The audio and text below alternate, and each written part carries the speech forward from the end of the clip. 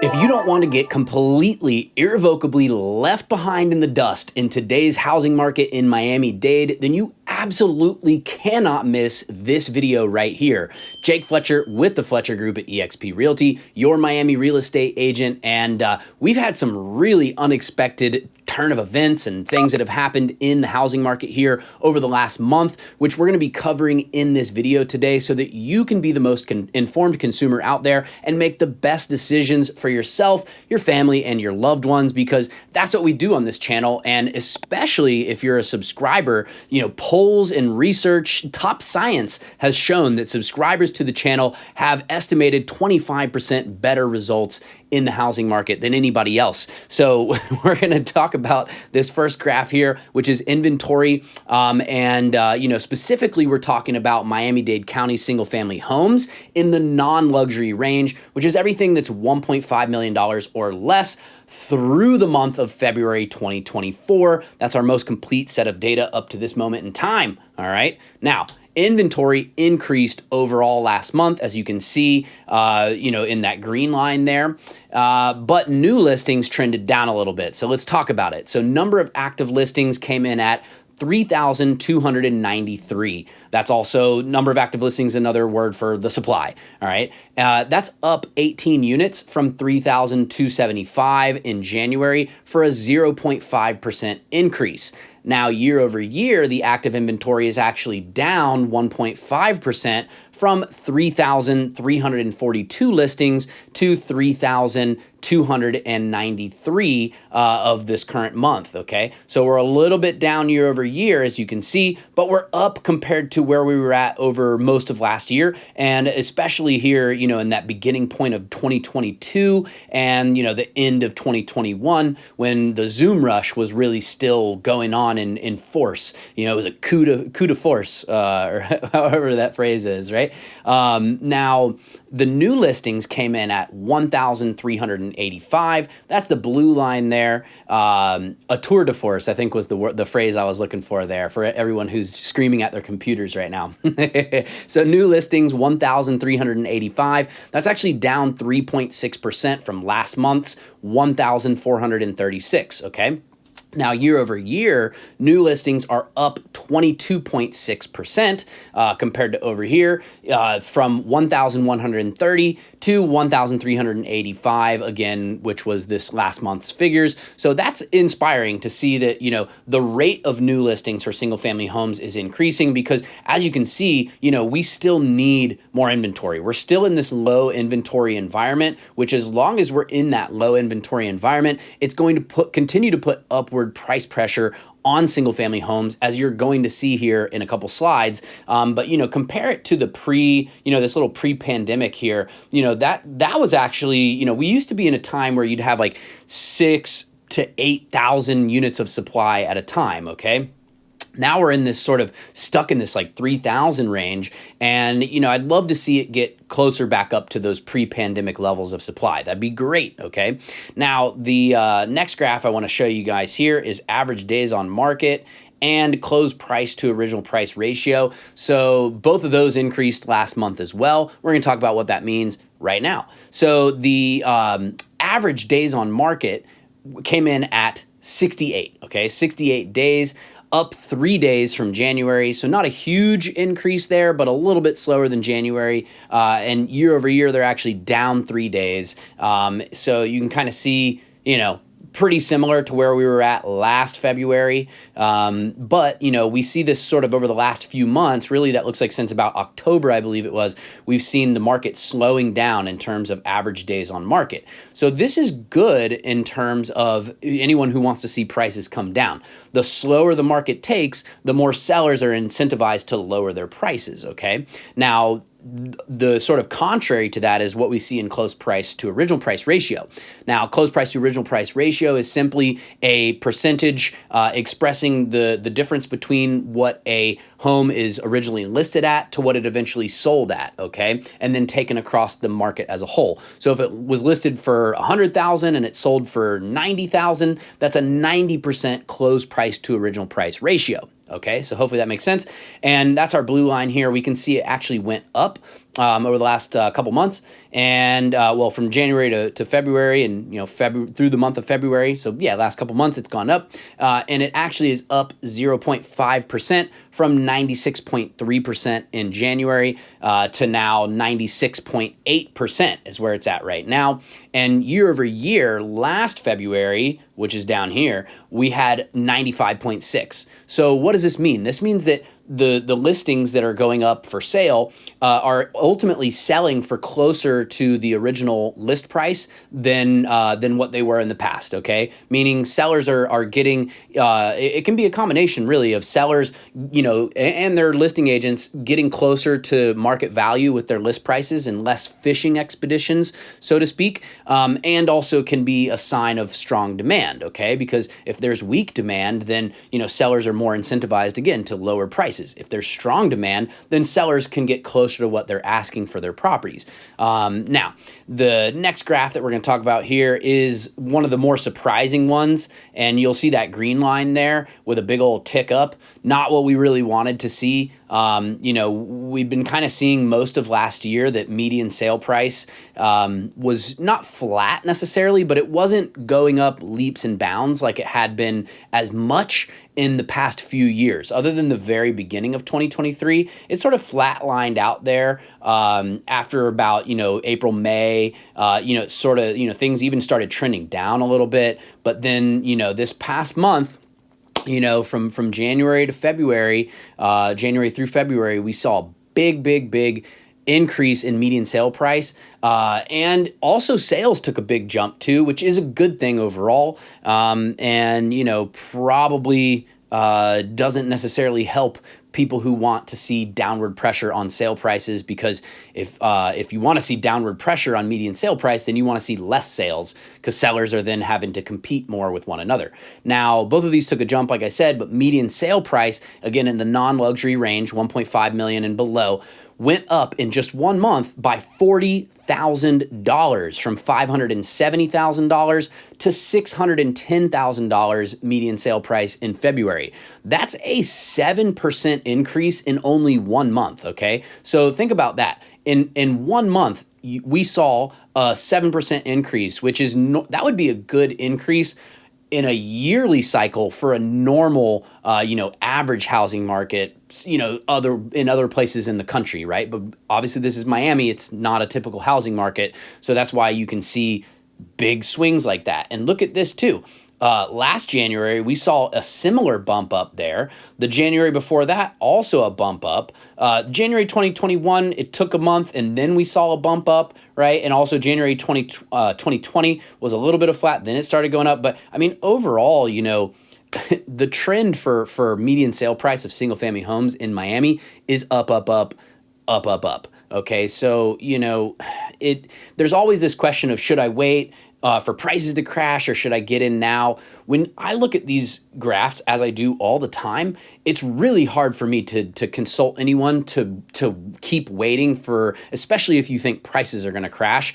They're just not. They're not going to crash unless something cataclysmic happens across the entire market, that even the most insulated real estate market in the whole country, as Miami-Dade is affected by. Unless a black swan event happens like that, prices just aren't going to crash here. So, get in anywhere you can, get your foot in the door, start building equity so that you can become a homeowner. That's my best advice to people, because, if you wait another year, look at what happened. If you had waited back here when prices were around 500,000 and said you're going to wait till next year, well, guess what? Now they're 600,000, they're 610,000, right? If you had said in the beginning of the, pandemic in 2020, single family home prices, y'all, were at 375, and you said, oh, I'm going to wait, for another year, boom, they would have been up to 425, and then the next year, almost 500,000 in just 2 years. Okay, we saw over 50% increase in appreciation in 2 years, the first 2 years of the pandemic. So, obviously that's sort of hopefully a once in a lifetime situation. But suffice it to say, there are no inflection points that lead me to believe that prices are going to be coming down in any substantial way in the Miami-Dade single-family home market, okay? Condos is something different. I have another video coming out about the condo market for February, which will be coming out after this video. That's how I always do it. I do single family homes, non-luxury, condos, non-luxury. Then I do a luxury report with everything all together. Then I do a rental report. And then this month, get psyched, y'all. I have a multifamily report coming out for you guys. So, if you're interested in all these different sectors of the real estate industry, I can't imagine why you wouldn't subscribe, all right? And especially not, just smash the like button. Come on, smash it. All right, anyways. So back to median sale price. Year over year, month over month, we had 7%. Okay, that's fine and dandy. What was year over year? So year over year compared to last February's 535, which was over here, 535,000, that's a 14% increase in 1 year, people, okay? 14% in a time when housing across the country, we were seeing in some markets 20%, 30% declines. Miami-Dade single-family homes, 14%, okay? So again, I can't stress this enough. It's not because I'm a realtor and I'm biased. I don't even care if you use me as your realtor or not. I want to help people. I want to give people good advice. And the best advice I can tell you is get your foot in the door. Get your foot in the freaking door, people. Even if you have to start off with a condo and ultimately that's not your end all, goal. Get your foot in the door, start building equity, okay? Make a good, especially make sure that your first transaction is a solid one. And of course, I'm totally would love to help you out with that, but just please get your foot in the door and stop throwing your money into, the burning dumpster of rent, okay? Because the longer you pay somebody else's mortgage, the longer you're, not building your own equity and, creating generational wealth for yourself and for your family, okay? So I'm gonna get off my soapbox now, and we'll talk about sales, okay? So sales ticked up from 675 or to 675 from 564 for a 111 sale increase of 19.7%. That's a pretty good increase in just 1 month, okay? Like we were saying, last year we saw this big bump up in median sale price, and we also saw the big bump up in sales as well, okay? And then, every January we tend to see that, which is pretty normal because sales are a lagging indicator, okay? So, generally it takes a second for the market to get going after the holidays. So like December, not a ton of people comparatively going under contract. And then January, things are kind of picking up. People are kind of getting into the swing of the new year, and then some people go under contract in January, and then those are recorded as sales in February, okay? So it's normal to see an increase, from January to February in sales. This time around, we saw a 19.7% increase of 111 sales. And then year over year, though, the sales are actually down a little bit, okay? Which is, a factor of high interest rates continuing because we had them last year too. Increased sale price, aka median sale price, aka unaffordability, continued low supply. There's a variety of factors, but year over year sales are down 3% from 696 last February. Again, we're at 675 now, so not crazy far away, but overall not necessarily the trend that we want to see overall for a healthy market. We want to see more inventory, more sales, more price regulation, okay? Now, next graph I want to show you guys, and also the last graph for this video today, is going to be months of inventory versus expired listings. So months of inventory is how long would it take to sell the existing supply if no new units came on the market, okay? Now, the months of inventory came down from 6 to 5 months of inventory this past month, and last February was also 5 months of inventory, okay? So, nothing crazy nothing crazy groundbreaking happening in that department, okay? But we did see, that sort of normal holiday tick up that you tend to see, right? We see tick up holidays there, tick up holidays there, even though relatively not huge, but it is still a tick up.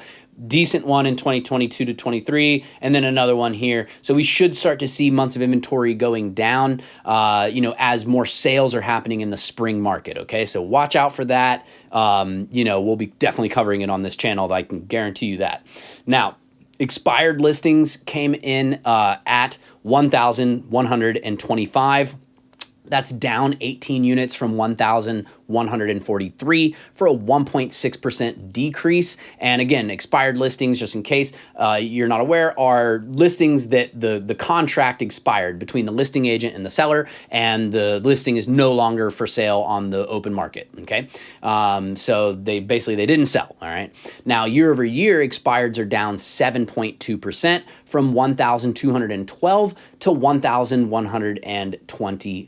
So overall, we see, the expired listings on sort of a decreasing trend line here. If you look at that blue line, other than, what you see in December, because like we've talked about before, in December, you always see the most amount of expireds because a lot of people tend to write their listing agreements until the end of the year, right? So no matter when they start it in the year, they'll say, okay, until December 31st. So that's why in December you see the big tick ups. So, kind of don't pay as much attention to the December ones, and you can see overall that we're on this sort of downward trending line, which makes sense because we're still in this low inventory environment.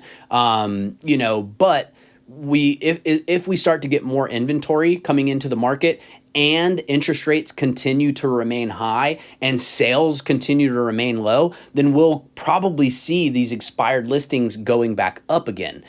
If interest rates start to come back down and we still remain in a low-ish inventory environment, then we're in a situation where demand increases and inventory kind of stays the same-ish, then we should see those expired listings continuing to come down, okay? So it's all very interesting. If I was a buyer in this market, like I've said 75 billion times in this video, you got to get your foot in the door. It's all about building equity. It's all about building your generational wealth. It's all about getting your foot in the door so that then, after a year or two of, living in that sort of sacrifice property where maybe it's a 2-bedroom and a den rather than a 3-bedroom, or, maybe you get a starter home in a neighborhood that's not your favorite neighborhood. But once you build up that equity, then you can either, sell the property after another few years of crazy Miami appreciation, make a profit, use the profit in appreciation to then go buy something better, or turn it into a rental, and use that extra income to help you qualify for more, or you can tap into the equity in various different ways, and draw on that to then turn it into a rental, tap into the equity. You can also use the rental income if you're smart about how you do it. Contact me for more information, and then use not only the equity and that you've tapped into and the rental income that helps you qualify for more, to then go and get something more long term, right? So if you're a first time home buyer, I cannot stress enough, guys, prices are not coming down.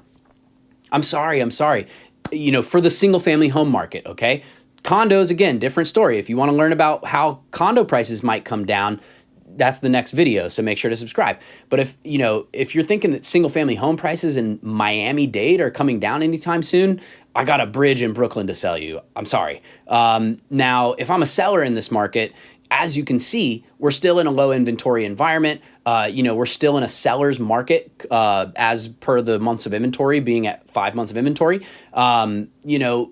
It's definitely a good time to sell in terms of capitalizing on your equity because, as you can see, we're at all-time high median sale prices. So, if you're somebody who's looking to downsize in this market, there's a lot of baby boomers that are retiring and things like that. If you're somebody who is looking to expand your family and sell that starter home and get into something else, now is a good time because rates they're still a little bit higher, but they're low enough that they can be bought down to something reasonable, okay? Depending on your budget and depending on a variety of factors. So not only is that the case for you as a seller when you're going into your next property, but it's the case for other buyers who are potentially looking at your property as a potential purchase, okay? So things are starting to kind of reach that equilibrium in the market as I bust out my breakdancing skills.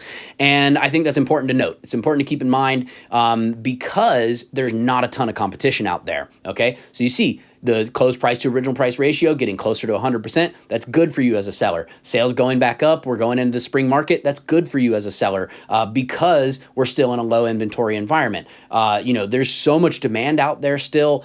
People waiting on the sidelines for years, not pulling the trigger for various reasons, probably because they're not subscribed to my channel and not getting good information. But suffice it to say, there's so much demand out there. So right now is a really, really, really good time to sell if that's the option for you, if that's the move, no pun intended. All right. So reach out to me for more information about, what that could look like, and no pressure whatsoever. I'll just give you literally a free consultation and, give you my input and extra additional context for your specific situation without being salesy whatsoever. That's completely not my style.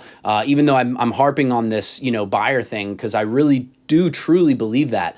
But I truly believe everything that I say in these videos. So reach out to me, free consultation. What do you have to lose? 10, 15 minutes. Now, if you're an investor in this market, it's tough. It's tough for investors. It depends on the neighborhoods, okay? There's certain neighborhoods that are doing great. There's other neighborhoods that it's like, sort of about appreciation only in some neighborhoods. But that's why I'm here, is to help you guys parse out the differences between these and figure out what's the best investments and best moves for you, your family, your real estate organization, your portfolio, everything, all the above, from the little guys to the big guys. From the regular market to the luxury and ultra luxury market. That's why I'm here, is to give the absolute best possible service that anyone can literally give in real estate, consultation, advice, and expertise, and not just in Miami, I think, and beyond. So if that's what you're looking for, whether you're an investor, buyer, seller, reach out to me. All my contact info is in the description down below, and I'd love to hear from you. If you made it to this point in the video, would love for you to subscribe, ring the notification bell so you don't miss videos like this in the future. And, above all, just absolutely obliterate that like button right now. Ready? 1, 2, 3, cha-ching! All right, guys, Jake Fletcher here with the Fletcher Group at eXp Realty. Hope you enjoyed the video. I know I sure love making the videos for you guys, and I thank you for watching, and I'll see you on the next one. Peace.